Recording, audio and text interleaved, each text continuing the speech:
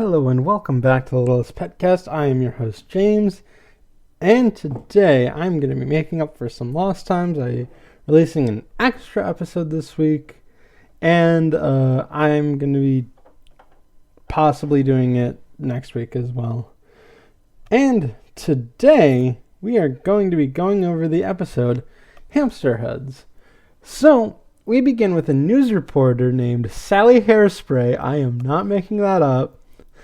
And she is at the largest ever pet shop reporting on a robbery. So she goes inside and interviews Fisher. Fisher Biscuit states that largest ever pet shop is the only pet shop in downtown city. Sally says that she thought there were a lot, so maybe there aren't just two pet shops in downtown city. So I guess that is resolved at this point. So back on track, Fisher says that a lot of merchandise was discovered missing by his daughters. When asked how something like this could have happened, he notes that the thieves were so crafty that they got past his, he says this sarcastically, state-of-the-art robot security, and Monbad gets sad because he knows that that was a jab at him.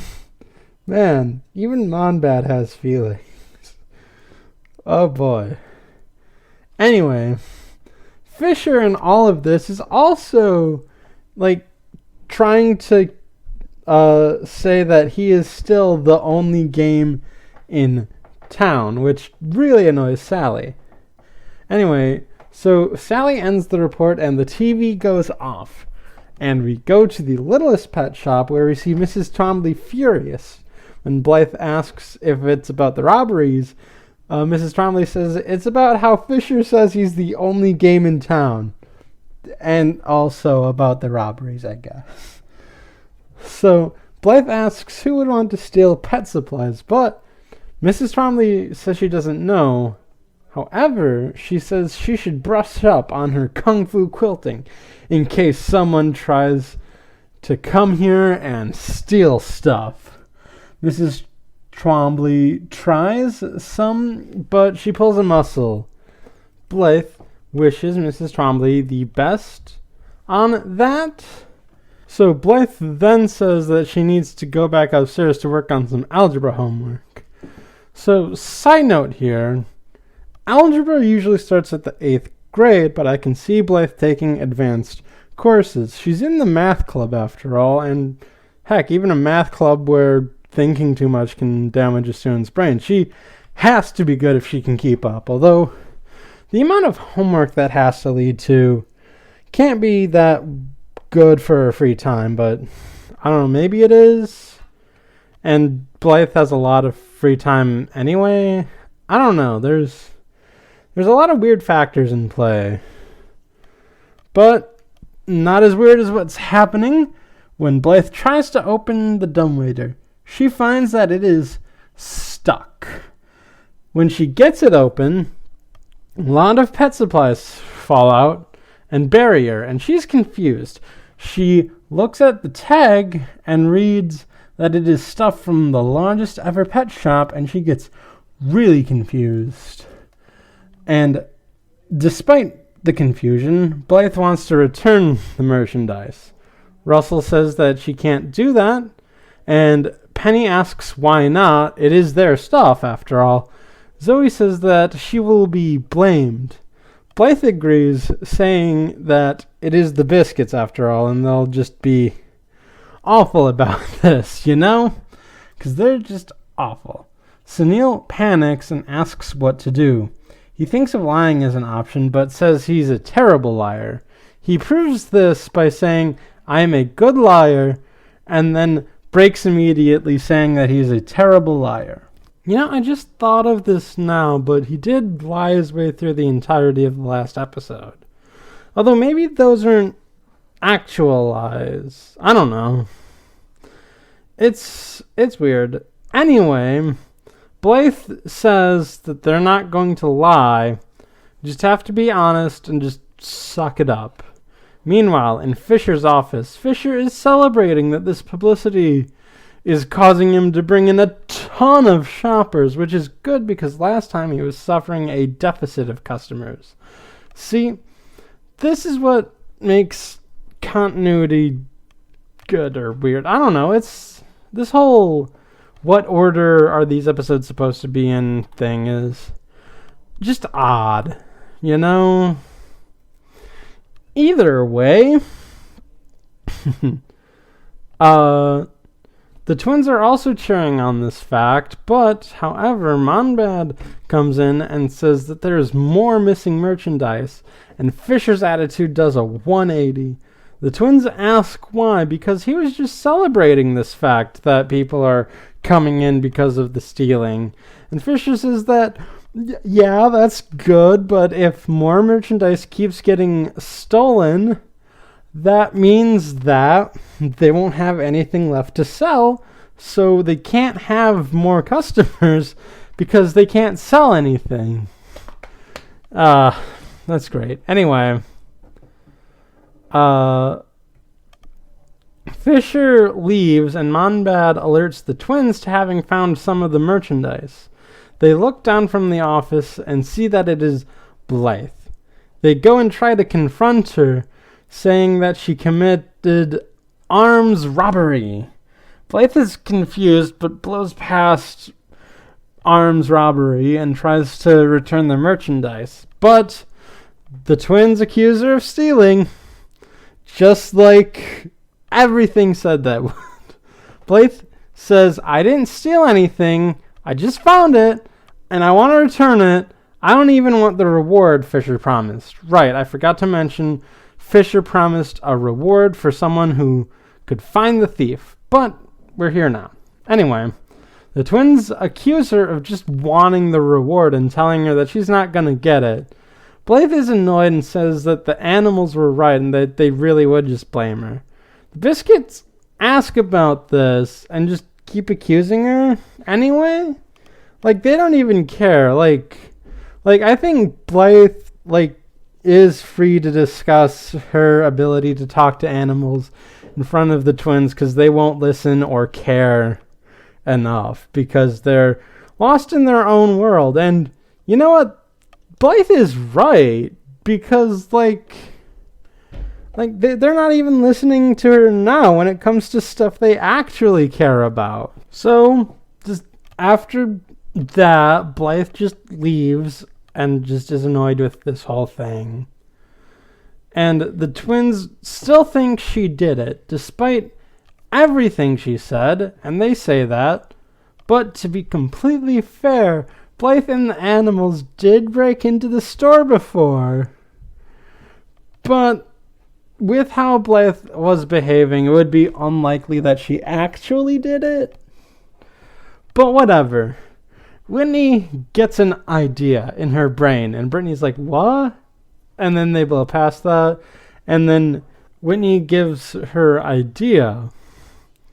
She and Brittany become investigators like their favorite show, SCI, Super Cute Investigators. So one of them gets out their phone, and they tap the app and watch the show's intro. It has a Law and Order style introduction where they say, in the world, there are two kinds of detectives. Ones who are not cute and ones who are super cute. These are their stories. That took me 2 tries. You can see why voiceover work is hard when you start recording stuff. Anyway, so the twins agreed to do it, and then the SCI logo appears behind them. So, this might just be because I am of the era, and doubly so since the twins are not, but the writers would be, or older.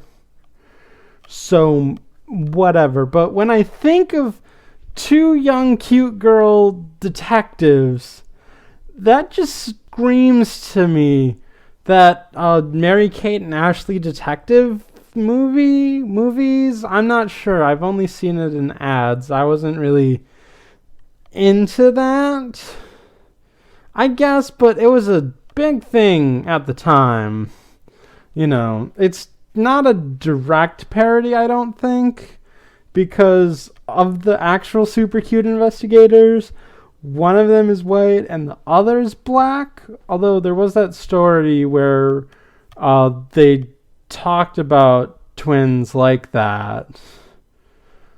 Maybe like this SCI is like just a layered parody of Psych on top of CSI and Law and Order. But like the twins being super cute investigators might play into that Mary Kate and Ashley idea, because they're twins as well. Back to the episode, we go back to the Littlest Pet Shop, and Blythe thanks Russell for the magnifying glass and that she feels like a real detective. I was going to ask why Russell has that, but then I remembered he has a full detective persona, so it's not for anything that weird. Like, we've seen Cyril McFlip pop up twice at this point.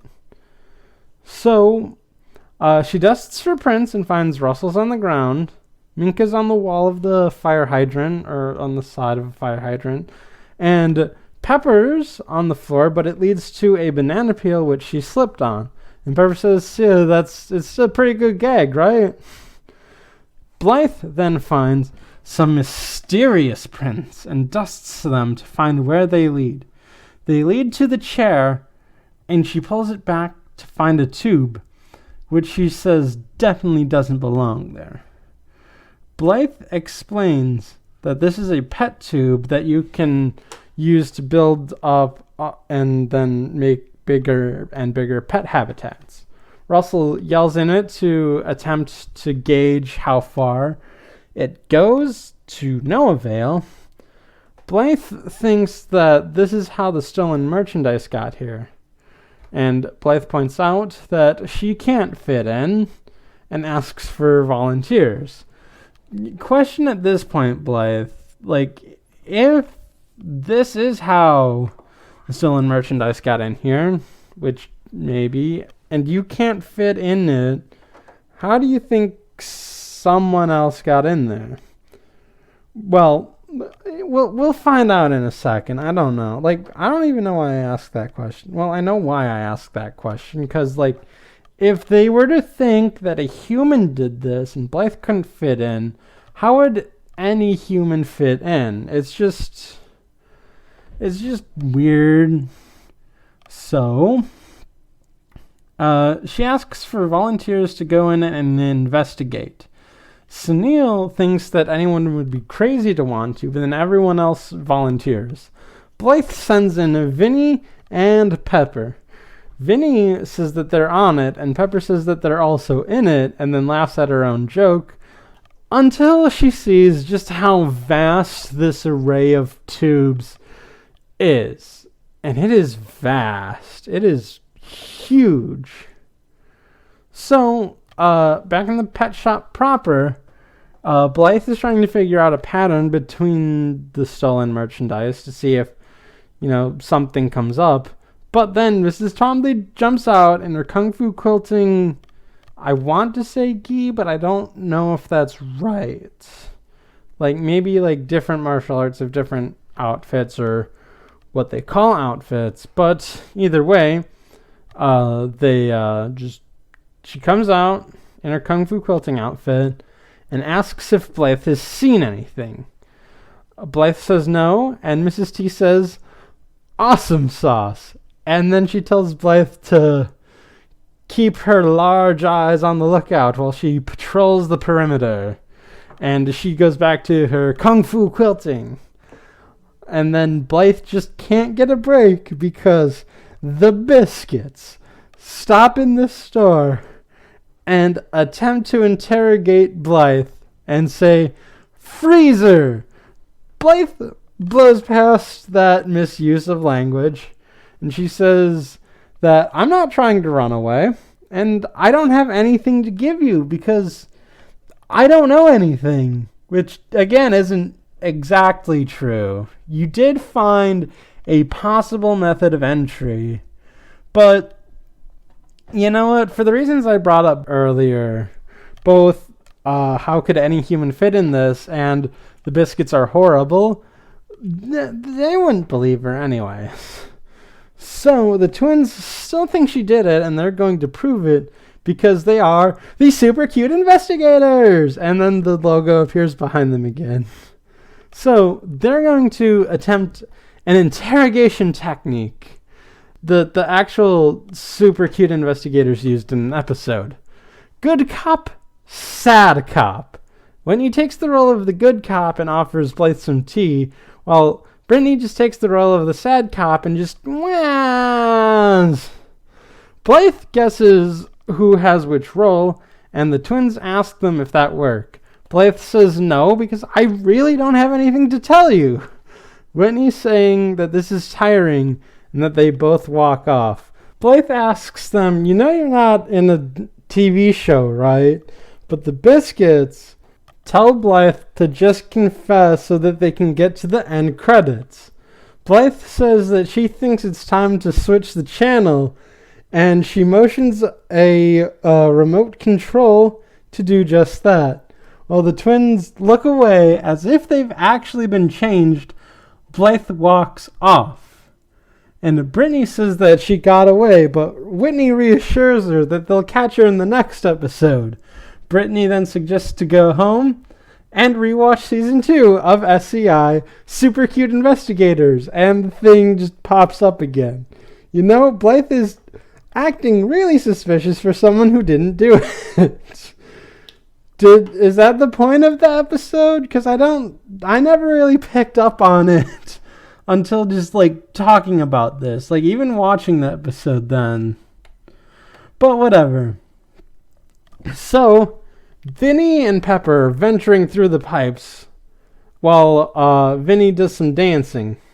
Pepper asks him in a hub area if Vinnie knows how they can get back. Vinnie says no, and then Pepper says that we're lost. Pepper says that they should retrace their steps, and Vinnie says that he first did a mamba, then a watuse, and then a really cool moonwalk, and he moonwalks over one of the pipes and falls in. Pepper calls out to him, and Vinnie says that he has found a light. Pepper jumps in, slides down, and hits a wall. Vinnie carries up Pepper because Vinnie is good at sticking to stuff, and Pepper is usually seen on all fours and doesn't really climb that well, and discovers that the tube leads to the largest ever pet shop. And they deduce that this is how the thieves got the stuff from the largest ever to Littlest Pet Shop.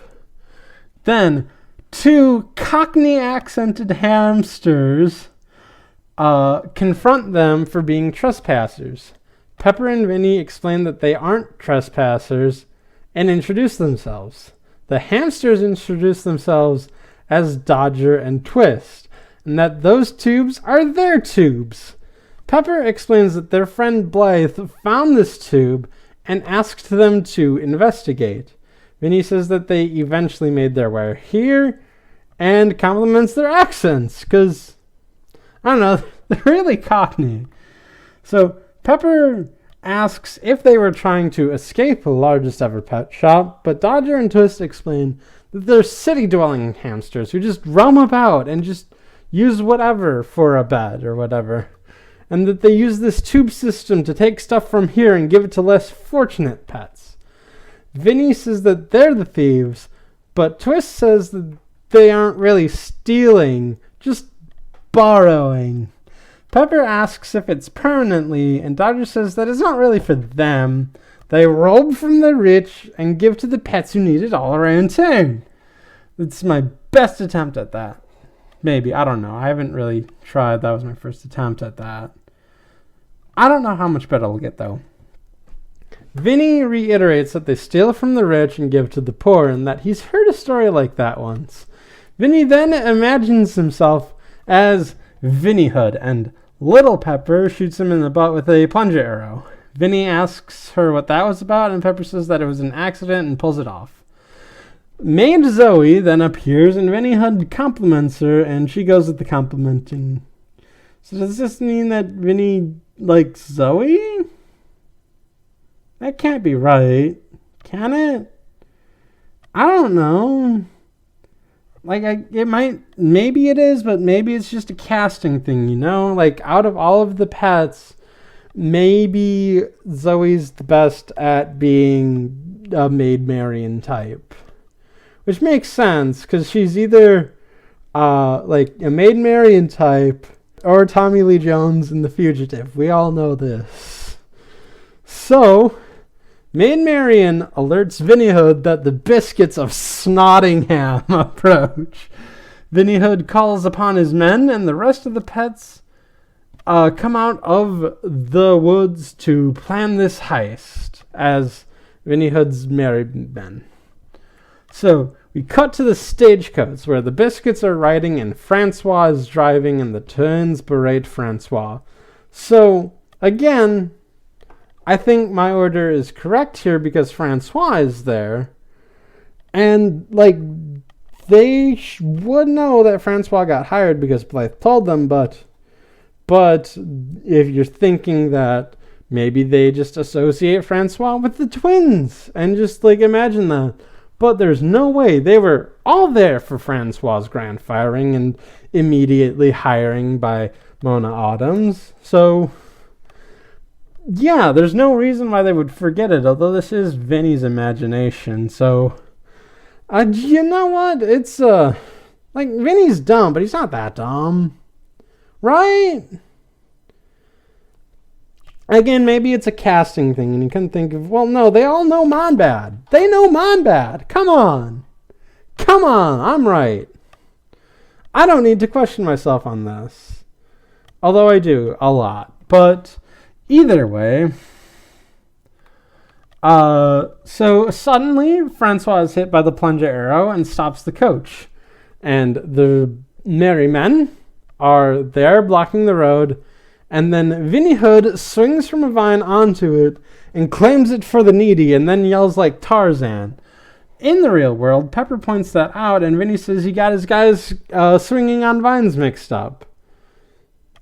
I still think I'm right for doing it this way. Moving on. Okay, so Pepper asks how long they've been at this, and the hamsters say that they've been at it for a while, but no one has noticed until now.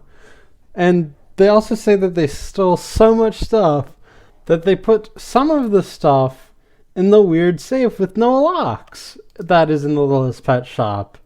Pepper says that they think they mean dumbwaiter. Vinny says that if it were a safe, it would be a dumb safe, but since it's an elevator, it's a dumbwaiter, and then gets confused. I'm still right. Sorry. Anyway, the hamsters ask what they did with it, and Pepper explains that they returned it. Twist says that they're going to have to steal or borrow it again, and Pepper says that stealing is wrong, but Vinny points out that Robin Hood stole, and he was a hero. Pepper asks for proof that the goods are going to those in need, and the hamsters ask them to follow them. Pepper and Vinny follow Dodger and Twist, delivering stuff all around town to pets who need it. Pepper agrees that this is helpful, but that stealing is wrong.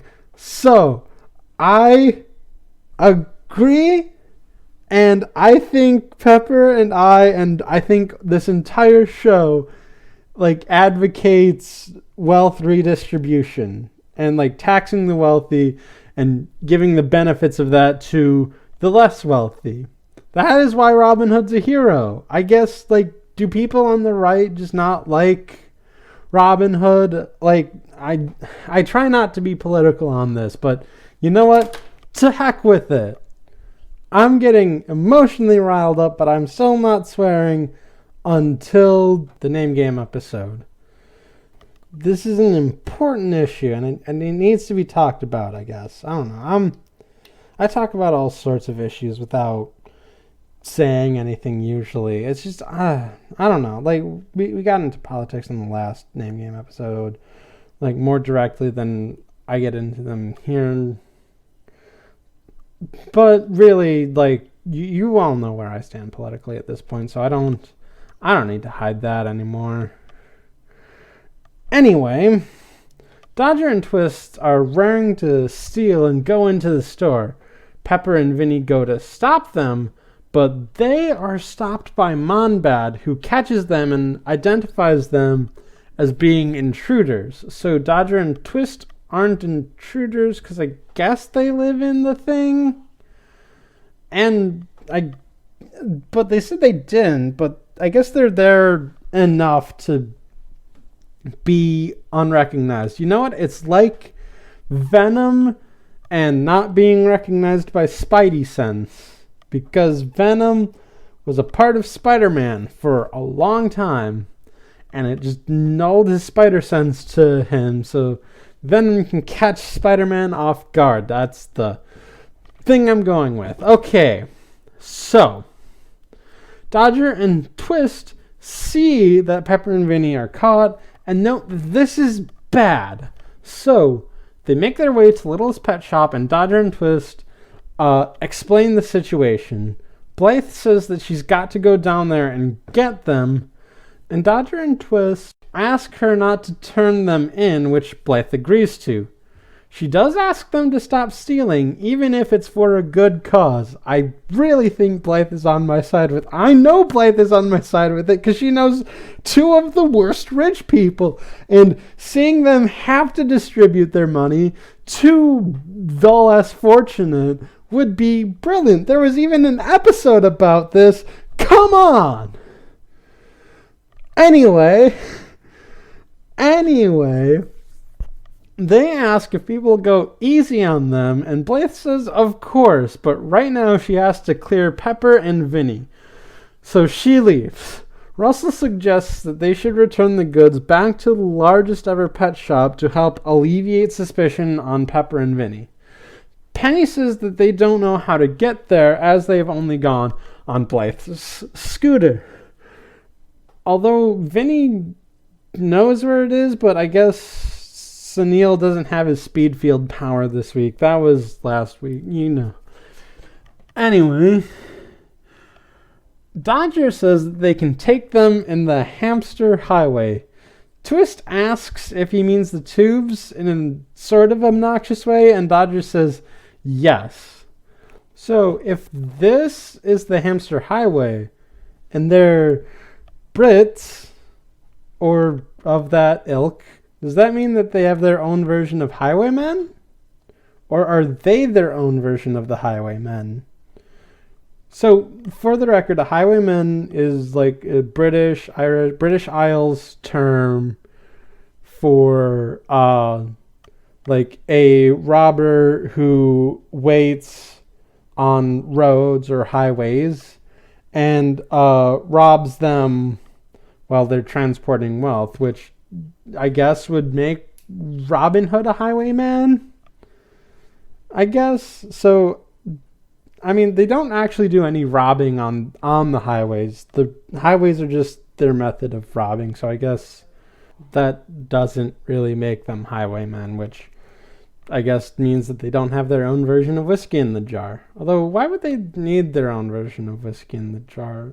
I mean, they haven't even gotten arrested. They wouldn't have their own version of whiskey in the jar. Okay, whiskey in the jar is a folk song about a highwayman that has been popularized by a lot of musicians, including Thin Lizzy and Metallica. But either way, let's get back onto the episode. So they go on a tour and get everything back from the places that they were. And they do so, and you can see the effects of it, where, like, okay, so in the original thing, they give a toy to some baby ducks who are crying, and now that they have to take the toy away, the baby ducks are crying, and they give a hamster a hamster wheel so that the hamster can work out and not be fat, and when they take the hamster wheel back, the hamster gains a little weight, and it's stuff like that. It's stuff like that like wealth redistribution can prevent. Like John Oliver, like even talked about it on his on one of his episodes, it was talking about Trump's tax plan or something, or budget plan. That's it. Crimes where a Trump staffer was talking about how they can make people pay for the army because the army does protect people, and while that's true, PBS is a lifesaver on a day-to-day basis for single parents and stuff. It's really good, but wow, I'm really getting into political stuff. We're just unleashing the politics at this point. Whatever. So, we meet at the largest ever pet shop where Blythe is attempting to get Vinnie and Pepper out by explaining most of the situation. That they weren't there to steal, and they're not thieves. There's just this weird series of tubes and stuff. But the biscuits aren't having it and accuse her of stealing the merchandise. And then Fisher comes in, points at Blythe as being the culprit, and brings Sally Hairspray in and her crew as well. So this is all live on TV. Fisher then goes on to say that she stole the merchandise, and also again claims that largest ever pet shop is the only pet shop in downtown city. Fisher says that Blythe works for a little hole-in-the-wall joint known as Littlest Pet Shop. Sally asks, I thought largest ever pet shop was the only pet shop in downtown city. And Fisher says that, well, they're not really a pet shop, and Blythe fights back, saying that it is a pet shop and that it is better than largest ever pet shop. Fisher says that it's just a front for a burglary ring, but Blythe says she didn't steal anything. And then Sally comes in and does her job and asks her how that stuff came into her possession. Blythe panics and then says that it was a mix-up, that someone, she can't say who or how, put it there. Fisher says, a likely story. It's not true at all. And he then thanks his daughters for solving the case. And the twins ask for Blythe to do the right thing and return the stuff. And when she's backed into a corner, suddenly the stolen merch falls from the ceiling onto Fisher. And then we see all of the other pets and Dodger and Twist up in there piling all of that stuff onto Fisher. Fisher inspects it and asks Monbad if these are the stolen goods. Monbad says yes, and Fisher yells at Monbad because they were throwing this stuff away. Monbad computes a response and says, oops. And we see the twins are in disgust by how old these month-old things are and that they're not trendy or hip or whatever. Blythe asks if Fisher was just going to throw all of this out instead of donating them to needy pets. And Fisher, because he's on TV, wants to take the high road and says yes, he will donate them. Blythe congratulates Fisher on this effort and says that the Littlest Pet Shop will also help in this effort. And Sally says that this is a happy ending here at the largest ever pet shop. Fisher takes the mic and begins his spiel on how they are the only pet shop in town, but Blythe steals the mic and says that they aren't the only pet shop in town. In fact, come to the Littlest Pet Shop, where our motto is, bigger isn't always better. Fisher is mad at this, but Sally is smiling because she is sick of Fisher and his bull hunky, and I think she also agrees with the redistribution of wealth. So, at the Littlest Pet Shop, after everything is smoothed out, Blythe and Mrs. Twombly are organizing stuff to give away. Mrs. Twombly says she's happy to do it, but still wonders how the stuff got here in the first place. Blythe, instead of, saying something, I guess. Although I guess it would reveal her secret when she's not ready, but it might not. She did proper investigation and found a hole. She found the method like, without the need to talk to animals. I mean, she did. She got the magnifying glass from Russell, but she could have just did that. But instead, Blythe just says that there's a customer and sneaks off while Mrs. Trombley looks for a customer that isn't there. So she sneaks into the play area, and Dodger and Twist give her a list of all of the needy pets to help and, what stuff. Blythe thanks them and says that their hearts were in the right place all along. And they say they're turning over a new leaf. They aren't going to steal anymore. Instead, they're just going to rummage through trash and give stuff to needy pets. And they go through Toubes and everyone says goodbye to them. So, I guess it's like stores where they sell food, like get rid of expired food and homeless people can eat it if they don't pour bleach on it. Don't pour bleach on your food. Anyone that sells food, come on. Come on. I'm already political in this. I don't mind getting that much more political. So just you know what? Yeah. I'm done. I'm just still worked up. Anyway, at Largest Ever Pet Shop, the twins are demanding a reward. Fisher says that there was no thief, but they did help recover the missing goods, so they'll get the reward. Fisher then presents the reward, which is an extra large bag of pet food, to which the twins are disappointed. So, on the one hand, someone who cares about pets enough to help a pet store would likely have a pet that could be used with. On the other hand, Fisher kind of is a cheapskate, and he really only agreed to give things to the needy when he was on TV. So, whatever. So, I guess there you have it for this episode of the Littlest PetCast.